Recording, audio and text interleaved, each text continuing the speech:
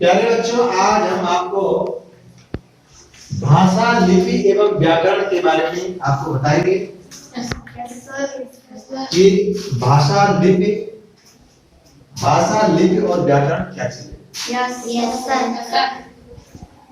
सबसे पहले भाषा क्या चीज है। भाषा की उत्पत्ति भाष धातु से हुई है। भाषा की उत्पत्ति किससे हुई है? भाष धातु से हुई है, जिसका अर्थ होता है बोलना। जिसका अर्थ क्या होता है? बोलना। यानी भाष धातु का अर्थ क्या है? बोलना है। मनुष्य एक सामाजिक प्राणी है। मनुष्य क्या है? एक सामाजिक प्राणी और समाज में रहता है, उसे समाज बनता है। अब भाषा क्या चीज है? मनुष्य अपनी भाषा को, यानी मनुष्य वह अपने मन के भाव और विचार को बोल करके और पढ़ करके क्या करता है? बोल करके, लिख करके क्या करता है? प्रकट करता है। वह दूसरों की बातें को सुन करके और पढ़ करके क्या करता है?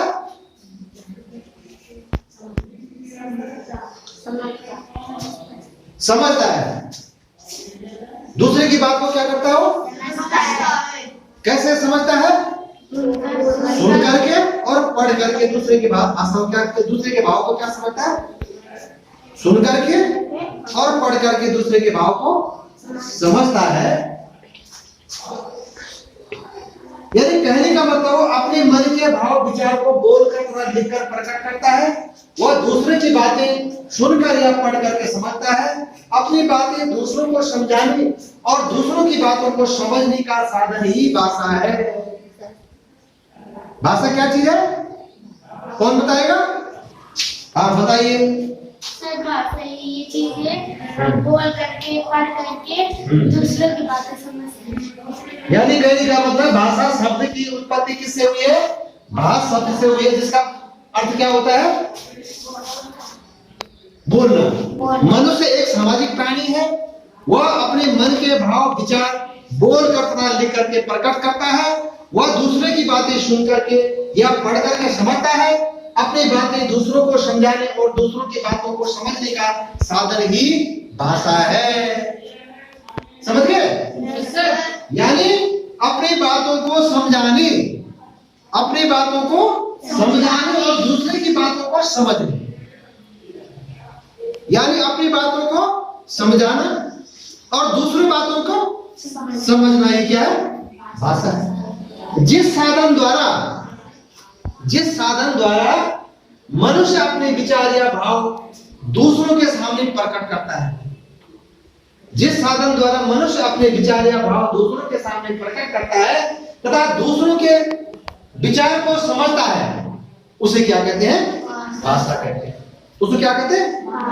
अब कौन बच्चा बताएगा भाषा की परिभाषा? भाषा की परिभाषा जान गए सब बच्चे? कौन बच्चा बताएगा? करण बताइए। करण, भाषा शब्द की उत्पत्ति भाष धातु से हुई है, जिसका अर्थ है बोलना। मनुष्य एक सामाजिक प्राणी है। वह अपने मन के भाव विचार बोलकर तथा लिखकर प्रकट करता है। वह दूसरों की बातें सुनकर या पढ़कर समझता है। अपनी बातें दूसरों को समझाने और दूसरों की बातों को समझने का साधन ही भाषा है। जिस साधन द्वारा मनुष्य अपने विचार या भाव को दूसरों के सामने प्रकट करता है तथा दूसरों के विचार समझता है, उसे भाषा कहते हैं। बहुत सुंदर, इसके लिए ताली बजाइए भाई।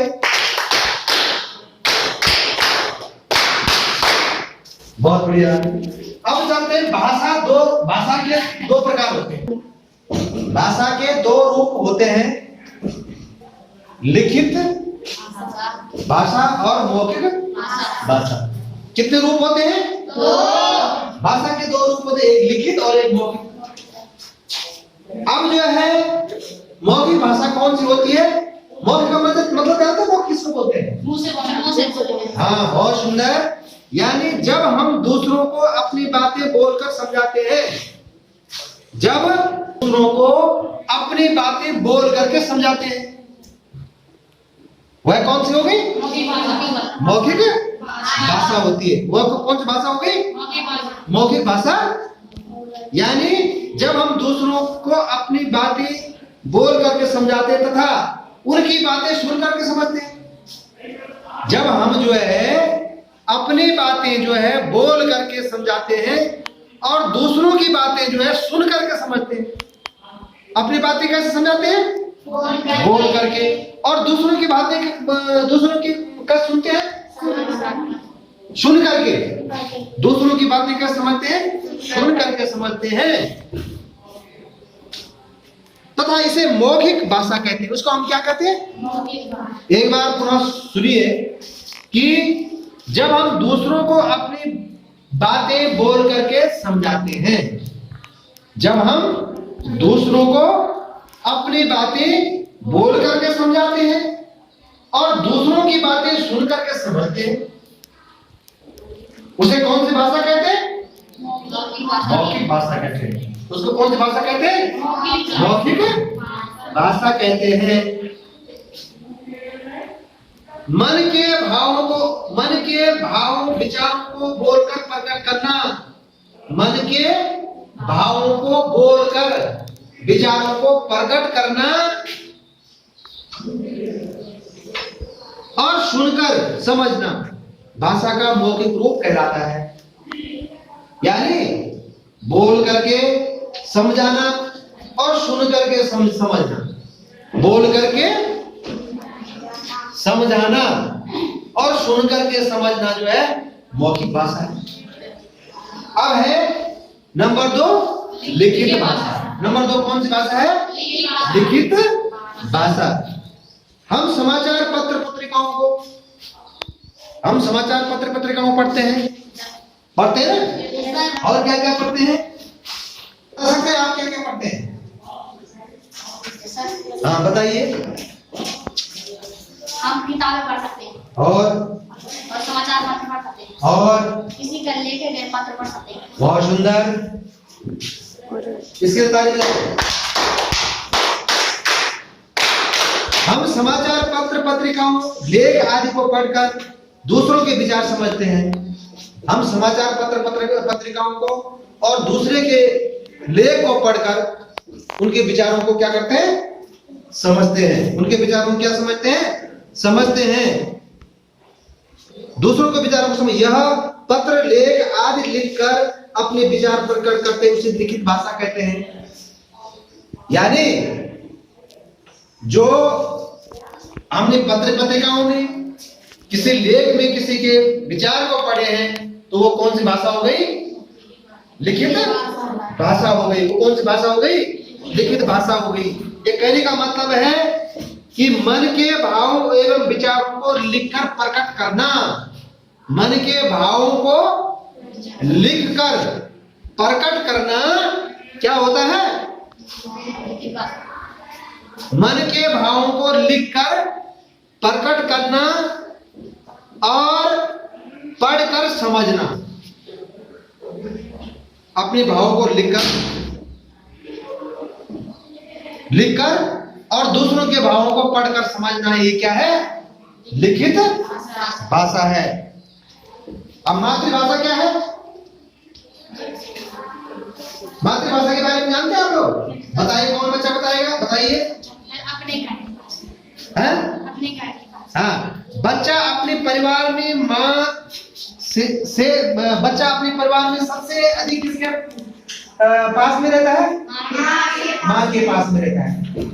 जब बच्चा जन्म होता है तो बच्चा का जन्म किससे होता है? माँ से होता है। माँ जो है धीरे धीरे जो है उसको क्या करती है? चलना सिखाती है, बोलना सिखाती है, खेलना सिखाती है। तो वो माँ की भाषा को क्या करता है? अधिक सीखता है। जिस प्रकार से माँ बोलेगी उस प्रकार से बच्चा भी क्या करता था? बोलता है। उस प्रकार से क्या करता है? बच्चा भी बोलता है। अपने परिवारों के साथ बोले गए शब्दों को अब क्या करता है? पहले बच्चा क्या होता है? अपनी माँ से सीखता है, फिर अपने परिवार में भाई बहनों से सीखता है, अपने दादा दादी से सीखता है, अपने बड़ों से सीखता है ना? तो ये भाषा कौन सी हो गई? ये भाषा कौन सी हो गई? मातृभाषा। यानी बच्चा अपने परिवार में माँ से सबसे निकट रहता है, वह माँ तथा अपने परिवार के सदस्यों द्वारा बोले गए शब्दों को सीखने का क्या करता है, प्रयास करता है, और धीरे धीरे वह परिवार की भाषा बोलने लग जाता है। धीरे धीरे वो क्या करने लग जाता है, परिवार की भाषा बोलने लग जाता है। आगे समझ में नहीं आए समझ? कहने का मतलब बच्चा सबसे निकट किसके नजदीक रहता है? धीरे धीरे बच्चा जो है माँ के साथ बोलना सीख जाता है। धीरे धीरे जो अपने भाई बहनों के साथ, अपने परिवार में जितने भी लोग हैं उनकी भाषा बोलना सीख जाता है। कौन? बच्चा उनकी भाषा क्या करने लग जाता है,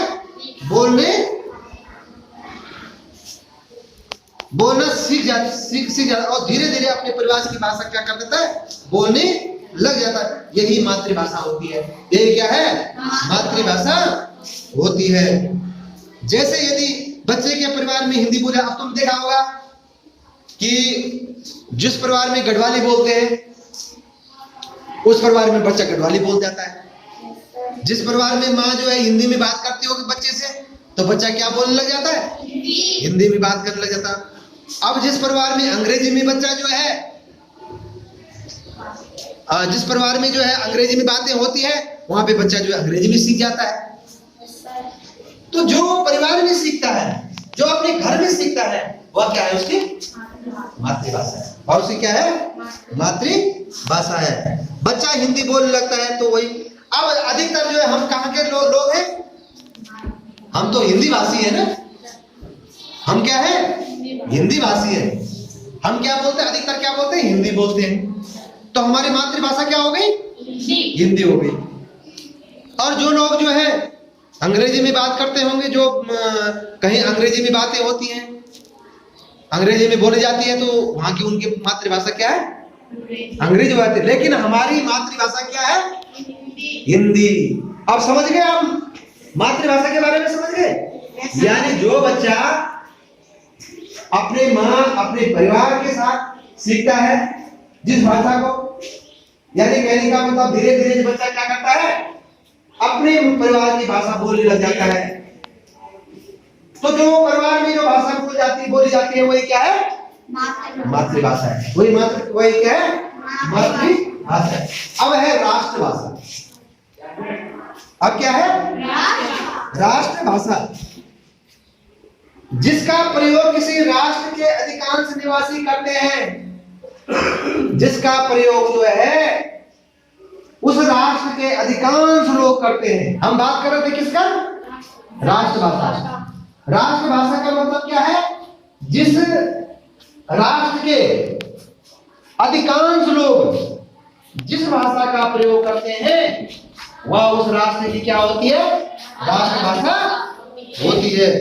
वह उस राष्ट्र की क्या होती है, राष्ट्रभाषा होती है। भारत की राष्ट्रभाषा कौन सी है, हिंदी। भारत की राष्ट्रभाषा कौन सी है, हिंदी है। और आपने देखा होगा कि जापान की राष्ट्रभाषा क्या है, जापानी। अब है लिपि।